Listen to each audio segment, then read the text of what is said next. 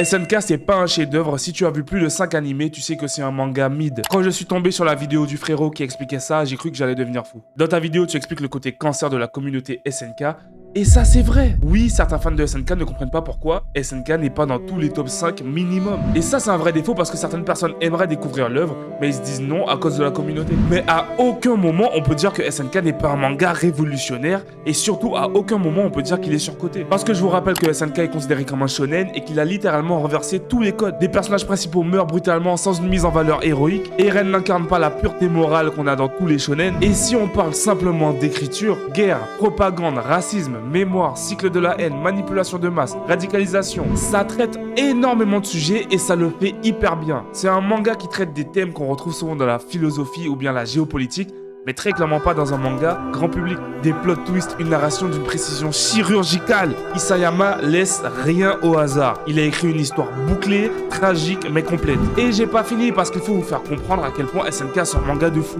Le manga change littéralement de genre au fil du temps. On passe de l'horreur à la survie, de la guerre aux problèmes politiques, l'espionnage, les drames existentiels, la tragédie humaine. Plus tu avances dans le manga, plus tu te rends compte que tu savais pas qu'est-ce que tu lisais ou qu'est-ce que tu regardais. Et je vais même pas m'attarder sur l'animation, parce que oui, Studio et Mappa, on connaît leur valeur. Donc oui, t'as raison que certains fans nous cassent les couilles avec leur pression inutile pour aller regarder SNK. Et oui aussi, Full Metal Alchemist Brotherhood et Code Geass sont des œuvres incroyables. Ils sont littéralement dans mon top 5. Mais non, SNK n'est pas le Interstellar du manga. J'ai vu et lu énormément de mangas ou d'animes, et j'ai toujours le même avis, SNK c'est incroyable. Après, on a complètement le droit de pas l'avoir dans son top 5, c'est les goûts et les couleurs.